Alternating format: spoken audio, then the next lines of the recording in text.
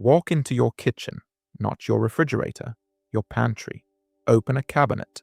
Pick up 5 random products: bread, crackers, salad dressing, chips, frozen meals. Now flip them over. Look at the ingredient list. There's a good chance you'll find the same ingredients appearing again and again: soybean oil, canola oil, corn oil, sunflower oil, cottonseed oil. Different products, different brands, different categories. Yet somehow, the same oils keep showing up. And that raises an interesting question.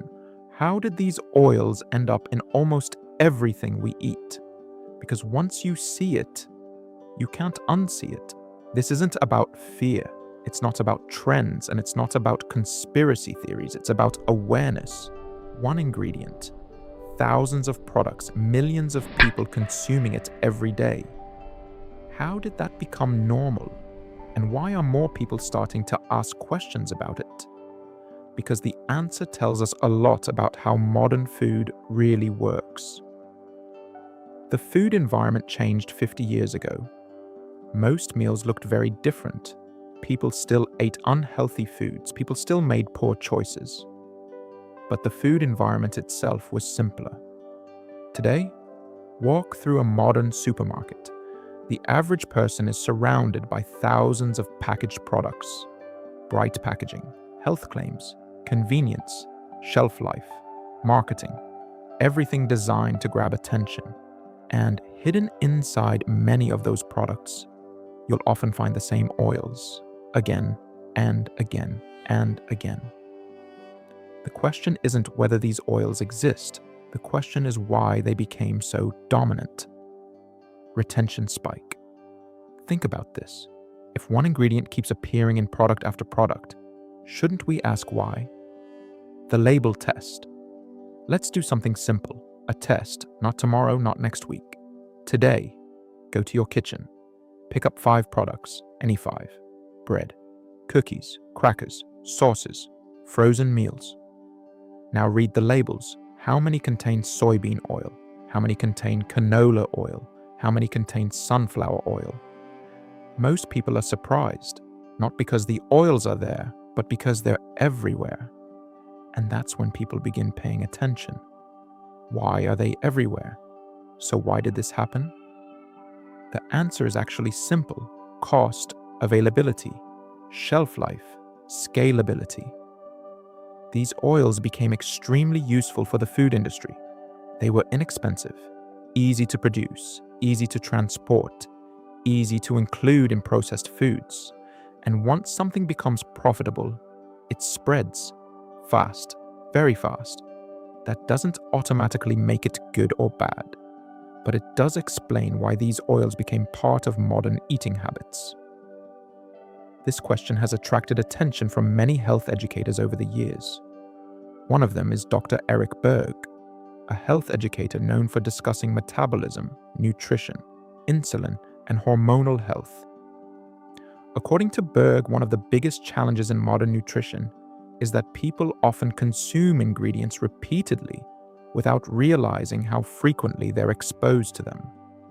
Not because they're making bad decisions, but because many ingredients have become part of the modern food supply itself. And that's an important distinction, because awareness changes behavior. You can't improve what you never notice. The modern man's diet. Let's be honest, most men aren't reading labels. They're busy, they're working, they're raising families, they're solving problems. Food becomes automatic. Convenience becomes routine. Routine becomes habit. And habit becomes lifestyle. That's why many men never realize how much of their diet comes from packaged products. Not because they're careless, because modern life makes convenience easy. And questioning convenience takes effort.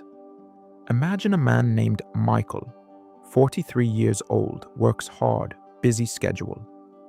He believes he eats reasonably well, nothing extreme, nothing unusual. Then one day he starts reading labels and he notices something: the same oils. In his bread, in his snacks, in his salad dressing, in his frozen meals, in his favorite sauces.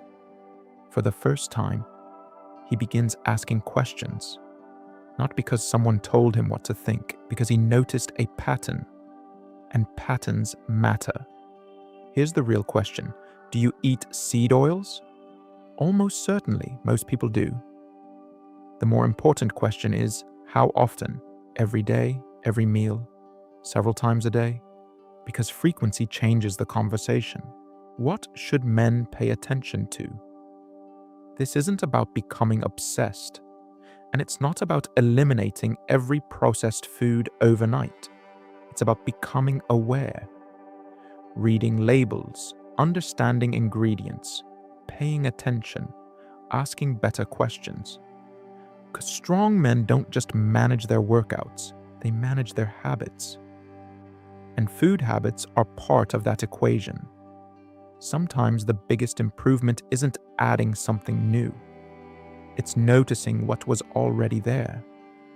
The most powerful things influencing your life are often the things you've stopped noticing. The routines, the habits, the ingredients, the patterns. And once something becomes normal, it becomes invisible. That's why awareness matters, because you can't change a pattern until you recognize it exists. Millions of men are searching for more energy, more focus, better performance, better health. But before looking for the next solution, it may be worth looking at what's already on your plate, because sometimes the biggest discoveries aren't hidden. They're sitting in your kitchen, waiting to be noticed. In the next video, we're going to break down the sugar trap most men never escape. Because one ingredient may be influencing cravings, energy, and daily habits more than most men realize. Part of the ideas explored in this episode were inspired by observations from Dr. Berg regarding nutrition, metabolism, and modern food habits. Our mission is to investigate how these ideas apply to the modern man. Welcome to the Male Advantage, where we don't just talk about testosterone, we investigate what's working against it. This content is for educational purposes only and is not medical advice. Always consult a qualified healthcare professional before making health decisions or undergoing medical testing.